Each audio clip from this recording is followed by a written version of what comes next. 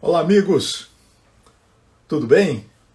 Meu nome é Vitor Oliveira, do blog da Cajucultura e do canal da Cajucultura no YouTube, e passando aqui para dar algumas dicas rápidas neste sábado, experimentando aqui um novo horário, já que as nossas lives sempre eram às 11 da manhã, e a ideia é falar sobre alguns eventos que estão acontecendo nesse momento em várias regiões, eventos que eu me refiro aqui do ponto de vista agrícola, né?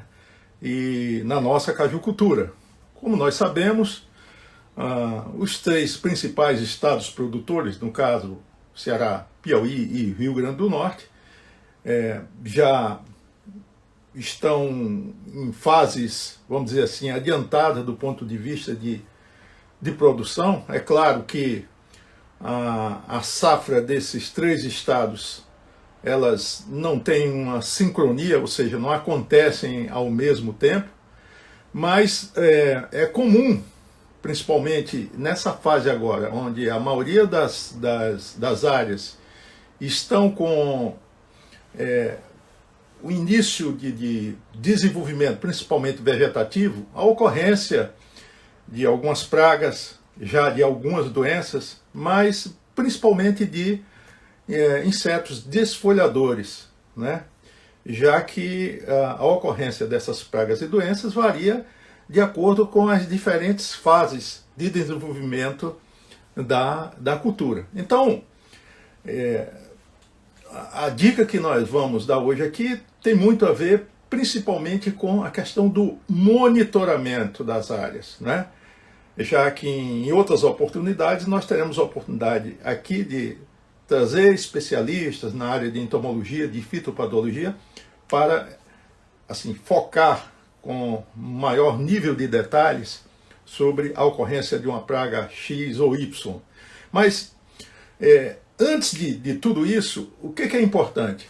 O importante é que o cajucultor ele não descuide da questão do monitoramento. Essa é a palavra-chave. E esse monitoramento ele serve não apenas para verificar a ocorrência de pragas e doenças, mas também para ver se as práticas agrícolas que ele está adotando, elas estão funcionando. Se a adubação de solo ou adubação foliar que ele fez, se realmente a planta está dando a resposta que ele espera. Então, essa questão do monitoramento, ou a quem prefira a palavra vistoria, inspeção no pomar, ela deve ser feita assim de uma forma muito assídua. Eu chego até a brincar com alguns cajucultores, eu digo, olha, o nível de monitoramento tem que ser tal que a planta, ela, ao você passar por ela, ela já lhe cumprimente, dê bom dia e já fale até o teu nome. Então, é mais ou menos nesse nível.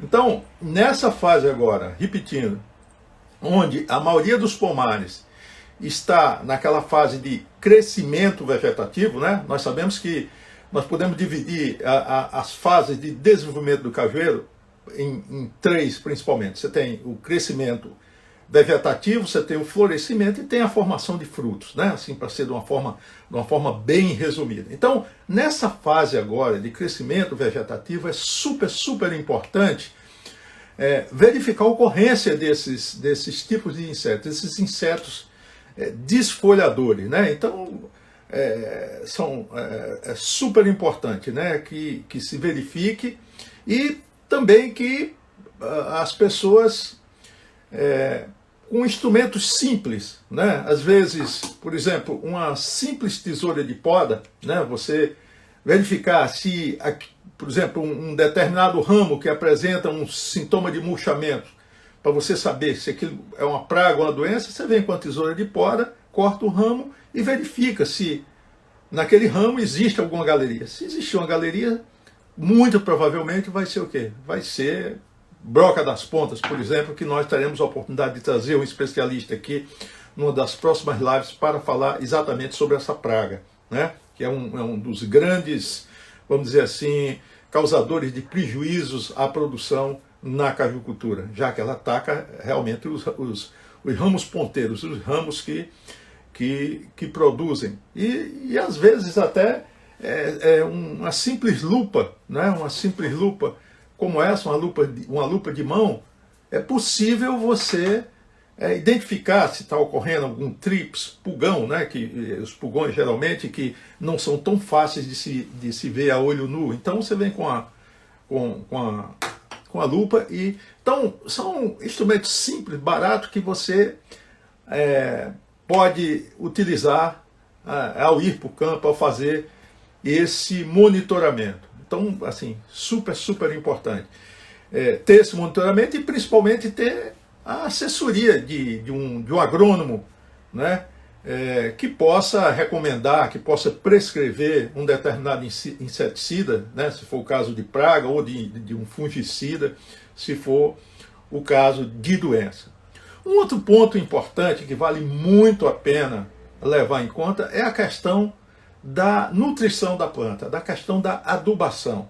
Então, é muito comum em alguns grupos de WhatsApp, a gente verifica as pessoas pedindo: eu gostaria que você me desse aí uma adubação para o cajueiro no terceiro ano. E a primeira pergunta que eu faço, e eu acho que todo agrônomo deveria fazer, é: você tem análise de solo? Né? Por quê? Porque recomendar uma adubação sem base numa análise de solo, você pode estar jogando dinheiro fora. Você pode estar fazendo uma recomendação que ou subestime os nutrientes que estão disponíveis no solo, ou então que superestime e termine fazendo uma subadubação. Então, essa é uma questão assim da mais alta importância e que infelizmente ainda é muito comum. As pessoas fazem uso de adubos, de corretivos, né? Por exemplo, aplica às vezes 2, 3 toneladas de calcário por hectare sem ter a mínima noção do que contém aquele solo em termos de pH, né? Em termos do nível de alumínio. Então essas questões são assim fundamentais, né? E que vale muito a pena o cajucultor ou o próprio técnico assim levar isso muito a sério, essa questão da recomendação, mas recomendação com base numa análise do solo, né? E eu sempre até costumo comparar. Você fazer a recomendação de um adubo X, né, de uma ureia, de um cloreto de potássio, por exemplo, sem base numa análise de solo, é igual muita gente fez agora nessa pandemia, tomando vitamina C sem ter a mínima ideia de que realmente estava vitamina C, vitamina D, sem ter a mínima ideia de que realmente estava precisando daquilo, né? Sem fazer uma análise específica para saber se estava com deficiência daquela vitamina específica. Então, são questões assim da mais alta importância, né? A questão do monitoramento de pragas e doenças, a importância de se ter uma boa análise de solo, e essa análise, no caso do cajueiro, ela tem que ser muito bem feita, né? Eu estou falando aqui em termos de análise de solo, né? Existe também a questão da análise foliar, mas no caso da análise de solo do cajueiro, é super importante que se faça uma análise bem feita em 2 profundidades, né? Preferencialmente na projeção da copa do cajueiro, né? Então, isso é uma questão básica. Além disso, também a questão da análise foliar. Muita gente, às vezes, aplica um adubo foliar sem realmente ter noção se a planta está precisando daquele nutriente, né? E a questão dos teores disponíveis na planta naquele momento, né? A propósito, nós temos um vídeo no canal da Cajucultura no YouTube que dá todos os detalhes de como deve ser coletada as folhas para fim de análise foliar, de como deve a posição dessas folhas. Então vale muito a pena assistir esse vídeo no canal da Cajucultura no YouTube. E vamos ficar de olho, então, nessas pragas, nessas doenças, né? Assim, as que estão em maior evidência neste momento, e eu estou falando aqui em várias regiões, mas nós temos já começando a botar as unhas de fora, vamos dizer assim, a broca das pontas, né? Em algumas regiões que estão um pouquinho mais avançadas, a gente já vê a traça das castanhas que começa a aparecer, né? Vê também a ocorrência do mané magro em outras regiões. Alguém já está falando na cochonilha rosada, também em regiões, principalmente regiões litorâneas, e isso eu estou falando em termos de praga, né? E em termos de doença, o oídio esse é indiscutível, e o oídio já em várias lives que nós fizemos aqui com fitopatologistas, né? A recomendação é que o controle deve ser preventivo, ou seja, não adianta fechar a porta depois que o ladrão entrou. Então, o importante é o controle preventivo. Você tem que se antecipar à doença, no caso, o fungo, que é o agente causal do oídio, né? E nós temos vídeos aqui no canal da Cajucultura que, assim, apresentam em detalhes como deve ser feito, em que fase da planta deve se iniciar o controle do oídio, né? Um controle preventivo, como já disse. E dependendo do nível de infestação, ele você deve fazer pelo menos de 3 a 4 pulverizações a fim de que você tenha, principalmente quem trabalha com caju de mesa, né? Para que tenha frutos de qualidade. Então, isso é uma questão fundamental. Existem poucos produtos registrados, tanto para pragas como para doenças, né?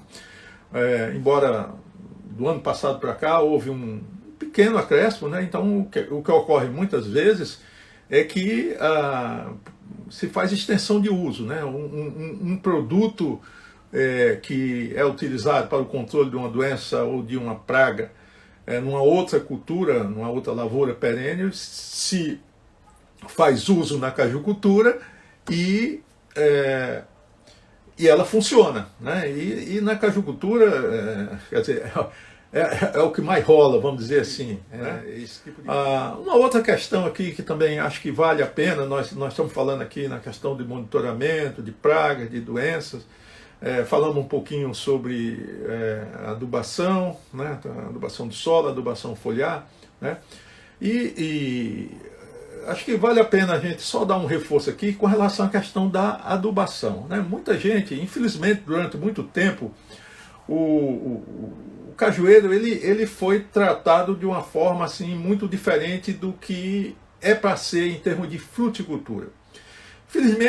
Felizmente hoje a gente já verifica a cajucultura começando a ser tratado como fruticultura, né? Então hoje já é comum você ver a utilização de armadilha luminosa, já é comum você ver a adubação em bases racionais, com base em análise de solo, adubação foliar, uso de armadilhas luminosas, né?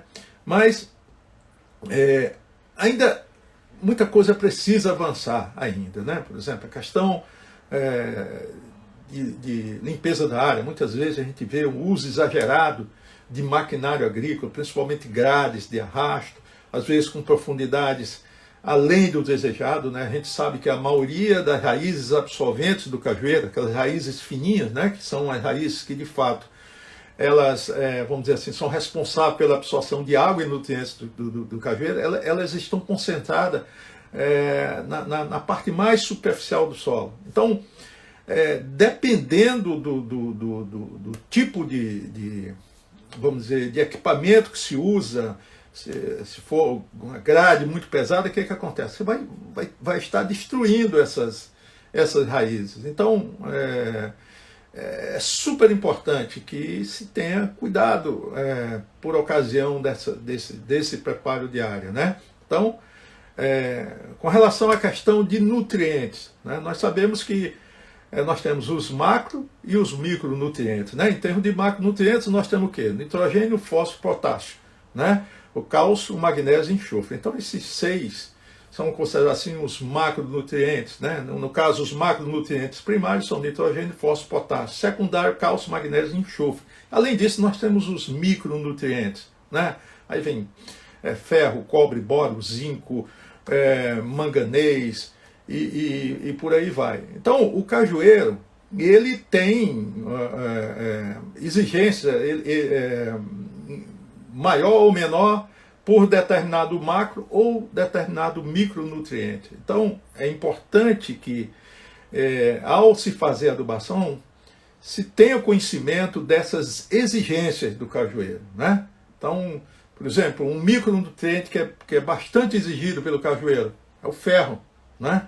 Ele é bastante exigido e bastante exportado também, né? A análise do pedúnculo do cajueiro mostra isso. Então, o pedúnculo é riquíssimo em ferro, por exemplo. Então, só para dar um exemplo aqui. Então, nitrogênio, potássio, então são 2 macronutrientes primários assim bastante exigidos pelo cajueiro. Outra coisa importante é a questão do boro, né? Do boro e do zinco. Então, existem trabalhos realizados em outros países, na Índia, por exemplo, que mostram que a utilização do boro e do zinco na adubação foliar promovem uma maior retenção de frutos, né? Nós sabemos que o cajueiro é uma planta que, infelizmente, ela tem a flor do cajueiro, ela é muito frágil, né? Então, existe um número muito grande de flores que caem, que abortam, né? Então, isso é um fator super importante. Por quê? Quer dizer, quanto mais nós conseguirmos fazer com que o cajueiro retenha, que segure aquele fruto, que o fruto vingue, usando aqui uma expressão bem conhecida, mais produção nós teremos, né? Por quê? A biologia floral do cajueiro é uma coisa assim muito, muito complicada. Por quê? Mais de 90% das flores do cajueiro são flores masculinas ou flores estaminadas, né, como nós conhecemos na literatura. E um percentual muito pequeno, 10%, é flor hermafrodita, também chamada de flor perfeita. O que acontece? Elas é que produzem os frutos, né? E quanto mais nós trabalharmos no sentido de que essas flores, elas vinguem, né, usando aqui uma expressão bem comum, quer dizer, mais produção nós teremos. Então, os estudos mostram que as adubações foliares, né, à base de boro e de zinco, por exemplo, tem um efeito bastante interessante sobre o ponto de vista de vingamento de fruto, né? Então, essa é uma questão que a gente tem que começar a ficar de olho, né? Os agrônomos que trabalham no campo, né? Já existem inclusive produtos comerciais, eu não vou citar o nome aqui, mas já existem produtos comerciais sendo utilizados com bastante sucesso para essa finalidade. Então, principalmente quem trabalha com caju de mesa, né? Inclusive promove um produto resultando num produto de melhor aparência, melhor qualidade. Então, são questões importantes que vale a pena a gente ficar de olho e que nos próximos vídeos que nós estamos produzindo tanto para o canal da Cajucultura, como também para algumas lives que nós vamos realizar proximamente aqui no Instagram, nós vamos tratar desse assunto, né? E por falar em próximos vídeos, nós estamos finalizando um vídeo para o canal da Cajucultura sobre a questão dos espaçamentos, né?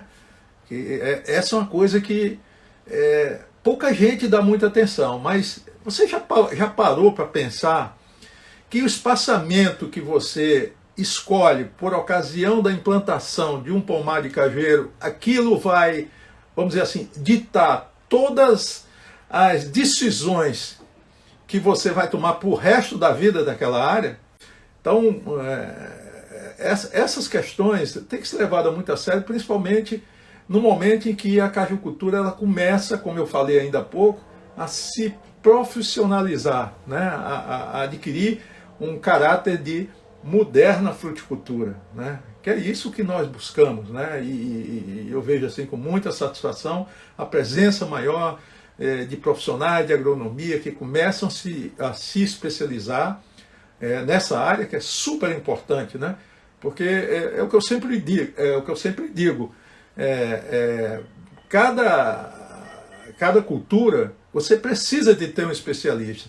Não é só, não, eu sou agrônomo, eu entendo de tudo. Não é bem assim. É igual a medicina. Você tem um clínico geral, mas você precisa de ter alguém especializado numa cultura Y. Eu não posso ser agrônomo especializado em manga, em uva, em ervilha, em caju. Quer dizer, isso não existe. Né? O interessante é que você tem alguém especialista e a coisa já começa dentro da própria cajucultura, você ter especialização dentro da própria área. Né? Então você já tem por exemplo, na cajucultura nós já temos gente muito boa na área de entomologia, gente muito boa na área de fitopatologia, na área de solos e nutrição. Então essas questões são importantes. Cada vez mais a cajucultura ela vai demandar profissionais especialistas em determinadas áreas. Né? A questão da pós-colheita, por exemplo, a questão do caju de mesa, cada vez mais, esse é um nicho de mercado que tem crescido e que vai demandar mais profissionais especializados nessas áreas. Né? Então, a questão da pós-colheita, como é que eu faço para que o caju que eu colhi hoje ele tenha uma maior vida de prateleira, de modo que eu possa alcançar outros mercados, além aqui do mercado nacional. Então, são questões que a gente tem que começar a ficar de olho, até em mente.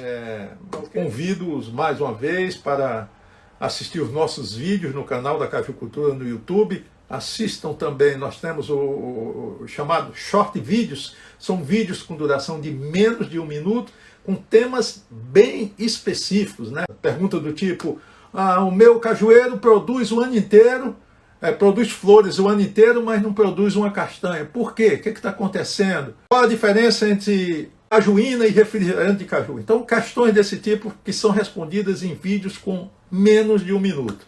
Tá ok? Bom, pessoal, até a próxima!